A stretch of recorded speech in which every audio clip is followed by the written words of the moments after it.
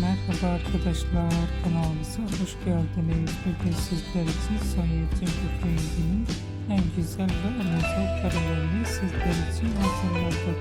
Son Yetkim filminin Raşnedik oynadığı filminde sevgili olmuştular ve kimlerin ki yılında Mart'ın 31'inde evlenmiştiler ve yakın zamanlarda onların çocukları olacak.